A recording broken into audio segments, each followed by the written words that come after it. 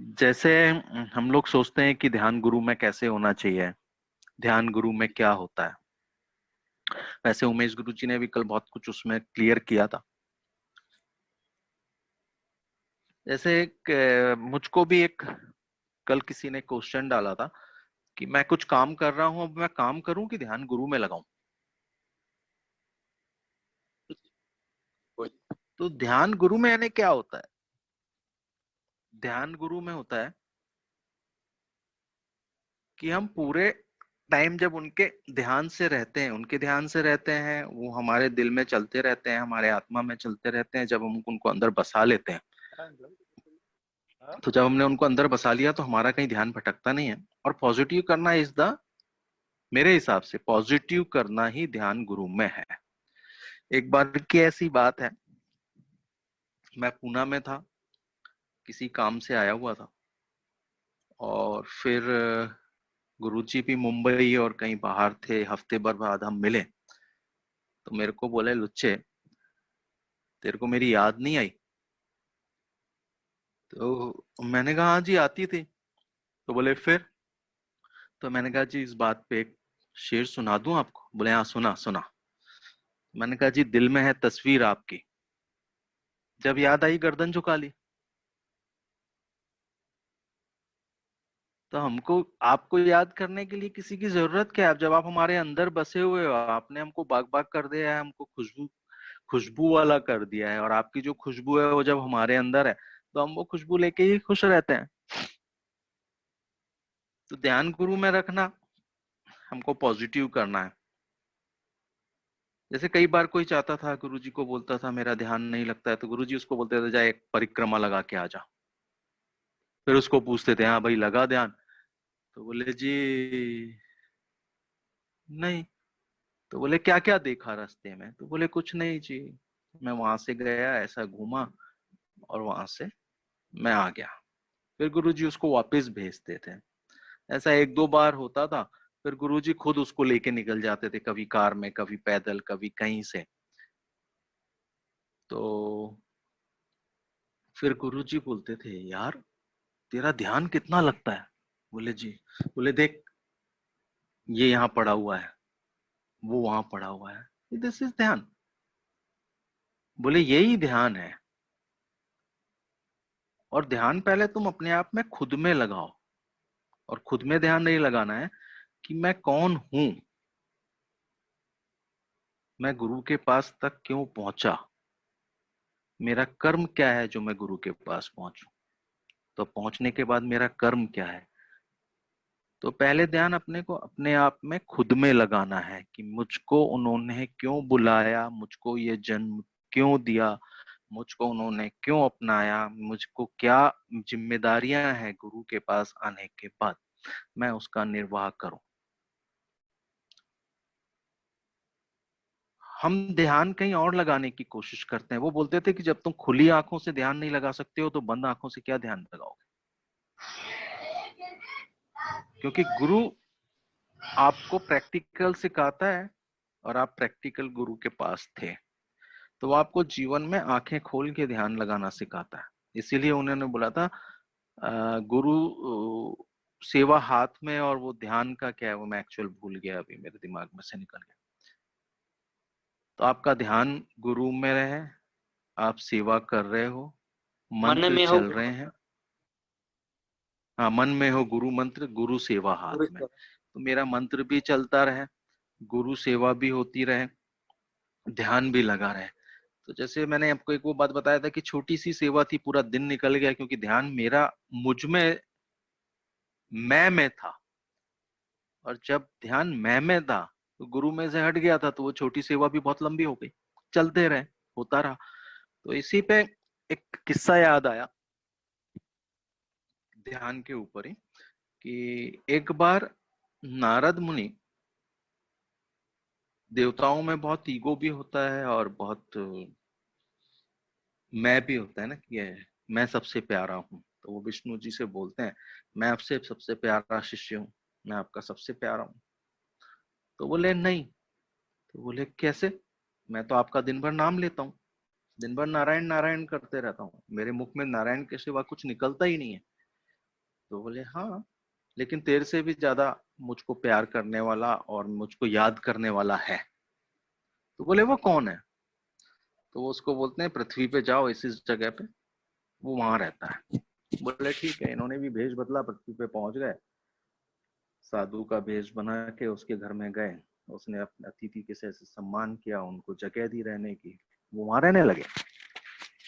अब वो वहां रहने लगे तो वो देखें, वो किसान था, एक सीधा साधा हनुमान जी जैसा, न किसी से बैर, न किसी से दोस्ती, सिर्फ गुरु से प्यार, गुरु से दोस्ती, बाकी कुछ नहीं। तो वो सवेरे उठे अपना 4:30-5 बजे,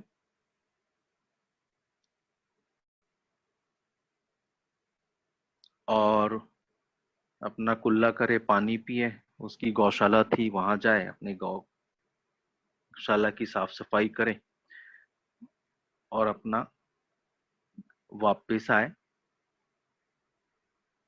तो अपना चाय वगैरह पिया, थोड़ा सा नाश्ता किया, नहाए धोए, भगवान के सामने अगरबत्ती लगाए और अपना खेत में रोटी जो उसकी मिसेस बना के देती थी वो ले और चले जाए। और वहां से फिर वापिस आता था शाम को, फिर हाथ में धोए, अपना जो काम करना था, चाय पी, गौशाला गए, गौशाला की साफ सफाई की, दूध निकाला, शाम हो गई, खाए पिए। और गांव में अक्सर लाइट नहीं होती है, कुछ नहीं होता है, तो वहां के लोग 7:30-8 बजे तक सो जाते हैं। सो गए।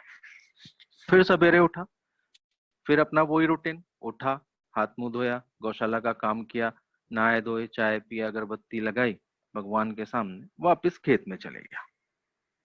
वापस गया, वापस आया।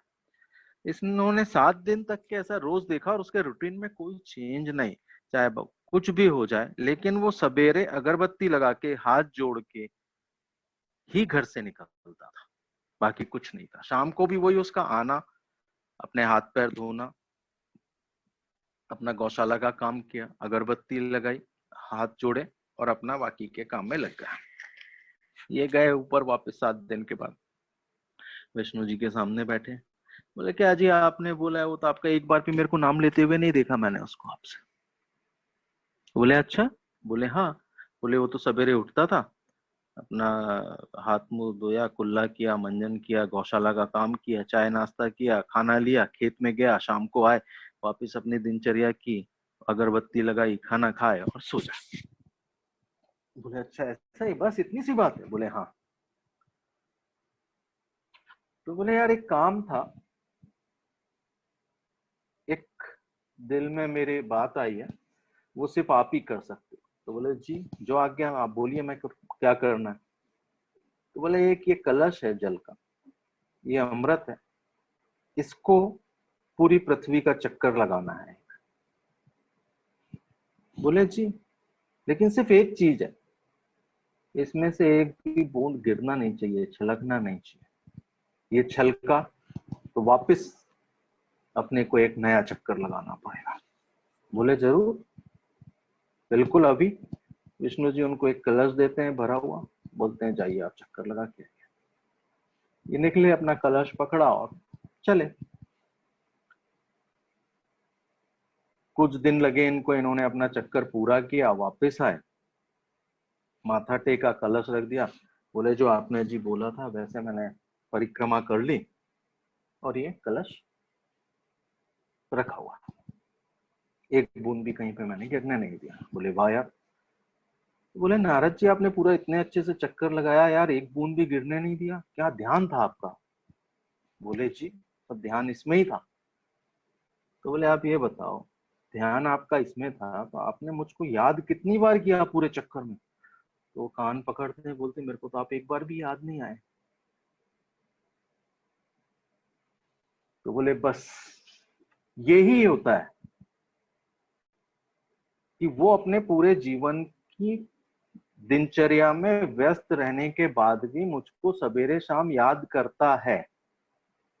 और तुम्हारे हाथ में तो सिर्फ मैंने एक कलश पकड़ाया परिक्रमा लगाने के लिए, और तुम तो वैसे ही घूम के आ गए, मेरे को तो याद ही नहीं। तो जैसे हम लोग भी हैं, हमारे जीवन के दिन भर की दिनचर्या में बहुत बिजी रहते हैं, लेकिन हम कितने बार याद करते हैं उनको? लेकिन सब बोलेंगे कि हमारे तो दिल में है, जो मैंने आपको बताया है कि दिल में है तस्वीर आपकी, जब याद आई गर्दन झुका ली। वो हमारे रग रग में है, हमारे दिल में है, हमारे साथ है। कड़ा जो है वो बोलते हैं मैं कड़ा हूं, मैं उसमें तुम्हारे साथ हूँ। 24 घंटे मैं तुम्हारे साथ में हूँ, 24 घंटे मैं तुम्हारी रक्षा करता हूँ। आई एम द ओबीडियंट बोलते हैं ना अनिल, जी, कि मैं आपके जो माय वचन दिया सिंसियर हुआ है कि ओबीडियंस जी। हाँ, ओबीडियंट, माय आज्ञाकारी। ओबीडियंस। हाँ, तो वो एक ही चीज बोलते थे, मैं देखो आज्ञाकारी शिष्य, आज्ञाकारी हूं। मैंने जो बोला है मैं वो पूरा करता हूँ। तो हमारे गुरु हमारे को जो उन्होंने बोला हुआ है कि बेटा ध्यान में रख, मैं तेरे साथ हूं,